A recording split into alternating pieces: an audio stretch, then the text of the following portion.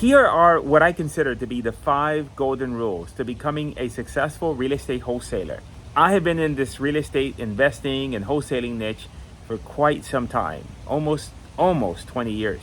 And I've seen ups and I've seen downs, and I've learned quite a bit. And what I want to do in this video is give you the concepts that I wish that I had learned early on, and the concepts that have allowed me to stay in this business for such a long period of time. So let's go with number 1. Number 1 is to understand that we're really not in the real estate investing business. No way. We are in a marketing business. We are in a finding opportunity business. And that involves marketing and it involves sales. And you have to understand this, because if you don't understand this, you're going to go down a rabbit hole in the beginning as you're trying to make this business successful, of acquiring a lot of tactical knowledge about various real estate strategies. And there's so many of them. There's subject to, there's, novations. There are so many of them. And what ends up happening is that then you become a real estate expert. But the thing that makes wholesaling a success is different than real estate investing.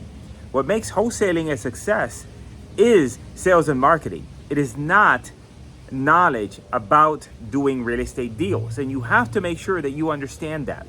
Now, that doesn't mean that later on you're going to progress into learning some advanced strategies. But in the very beginning, when you're trying to make this business work, it's essential that you really focus on sales and marketing as the primary thing that you're going to get better at before you tackle and you master any other skill possible. Hey, by the way, if you're interested in doing nationwide wholesaling with online ads, we can set up the ads for you and run everything for the first 30 days and also help you sell the deals you find nationwide. Click the link in the description to find out more. Golden rule number 2. You don't need to know what you're doing, but you do need to sound like you know what you're doing when you're on the phone with property owners. And I see this all the time. I see real estate wholesalers that have acquired a tremendous amount of knowledge because they have over-optimized technical knowledge as opposed to sales and marketing knowledge. And so they know a gazillion ways of doing a deal. The problem is that when they're attempting to do wholesaling and they get on the phone with prospects, they sound horrible. They don't sound like someone on the other end of the phone, the seller, that is going to say, wow, this person can really help me out. This person, I believe, knows what the heck they're doing. They don't sound that way. And I listen to calls routinely because we have an internal team and I'm constantly listening to phone conversations. And some of these calls are just horrible. Now, when I say that, let's talk about what sales is, because we're really talking about sales. In sales, you have the technical words that you're saying, like the script. You do need that. You need a framework under which you're working through in terms of that conversation with the property owner. You need to have a path in front of you that you have laid out in terms of where you want that conversation to go. Where I'm really talking about here is the tonality, the way that you sound across the phone with that property owner. And that is tonality, the level of how you pronounce your words and how clearly they can hear you and they can acknowledge what you're saying. I was listening to a call today where the person wasn't talking loud enough. They were mumbling their words, and the seller kept on telling them, I don't understand what you're saying. Could you repeat again? And so all that starts to build a lack of confidence on the other person, on you. And they all of a sudden don't feel like you know what you're doing because you don't sound like you know what you're doing. And so understanding that is a really, really critical aspect of this business. So sounding like you know what you're doing. Now, how do you sound? How do you get to the point where now you sound good? Well, I'll use the analogy of a Broadway play, right? So when you go watch a Broadway play, many times they're always doing the same play over and over again each and every night. They have their lines down pat. But because they have the lines down pat, now they're able to focus on the inflection and how they come across and how they say those lines. So the first step is you have to have a script, and you have to have it memorized. You have to have it internalized so that you can wake up in the middle of the night and be able to say the script. Then when you finally get to that point, now you can start to work on the nuances of the script. And the nuances of the script are, modulating your voice up and down. When you say to the seller, an example is you're going to ask the seller, why are you thinking about selling the property? Now, how would you say that question? If I'm talking to a seller, would I say, so why are you thinking about selling the property? Why are you thinking about selling the property? John, curious, why are you thinking about selling the property? See the last one? Where if I'm talking, I lower my voice, I whisper, and I inject in there some curiosity. That is what you need to work on. You need to sound that way when you're talking with property owners. The third golden rule is that lead flow is superior to sales ability. Now, you do need to know what to say and how to sound so that way they feel comfortable with you. But I would rather have more leads than be an expert salesperson and have no leads. You want more leads because number one is you need leads in order to practice. This game is about repetition. I don't care how many times you've gone through a course on how to talk to sellers. You're not going to get good until you have enough repetitions. So you need lead flow. You need lead flow because the higher number of opportunities you have, the greater chance you have of putting a deal together. And so I would urge you to err on the side. And again, I talked about the fact that we're in the marketing and sales business when we're in the wholesaling business. But again, you want to make sure that when it comes to marketing, that you focus on how do you increase the number of humans that are coming to you about selling their property at a discount. And that will also act as a guard against your inability to sound great on the phone, because you can sound like crap. But if you sound like crap with enough people, you'll get a deal. And if you talk to enough people, eventually you're not going to sound like crap. And so that's why lead flow is superior than sales ability. The fourth golden rule is simplicity scales, complexity fails.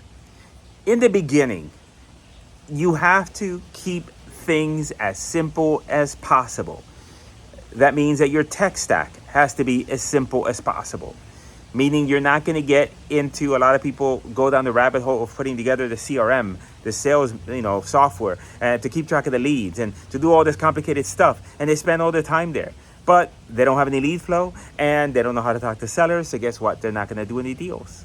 I'd rather you work with a yellow notepad and a pen and work on those other things, and you're going to make money.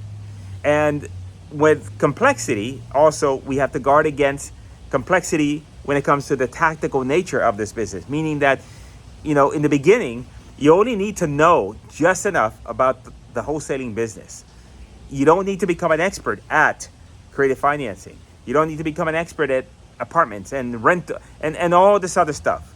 You have to minimize that as much as you can, to the detriment. In other words, I would rather you be in a room with other real estate wholesalers and they think this guy has no idea about real estate. I have no idea if he even knows what the word rehab is.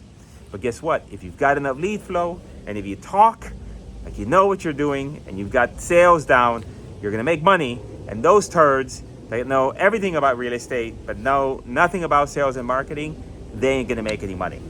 Golden rule number 5 is that knowledge degrades rapidly over frequency.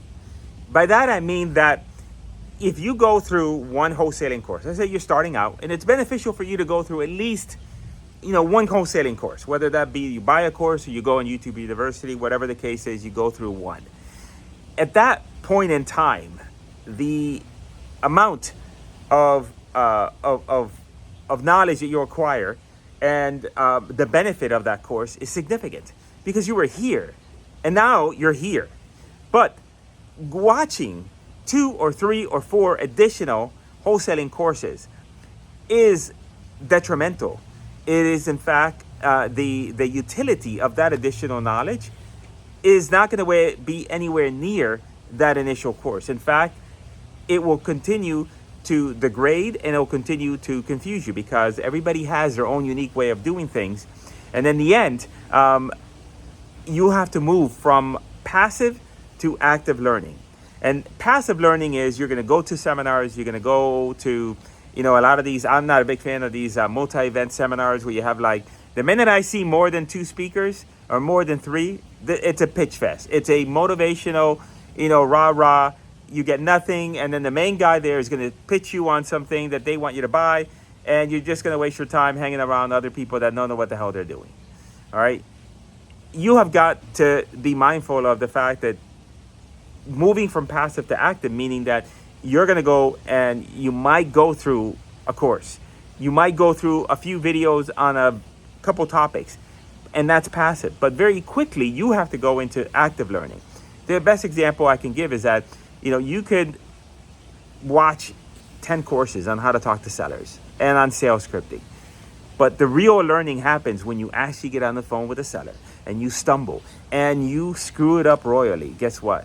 That is the best lesson because that is where you're going to learn. That is where you're going to start putting together all the pieces and making adjustments and being in a situation where now your knowledge is finally going to come to fruition.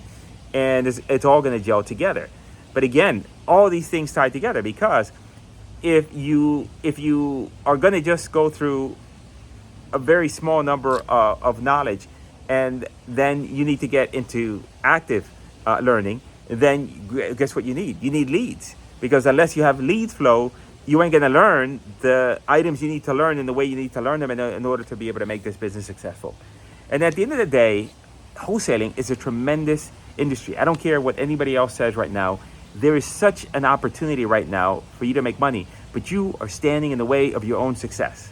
Heed these and pay attention to these 5 golden rules. And if you're interested in getting your lead flow up, then watch one of these videos because then you're going to learn exactly what we do in order to generate as many leads as we want each and every single day. And now you can make as much money as you want.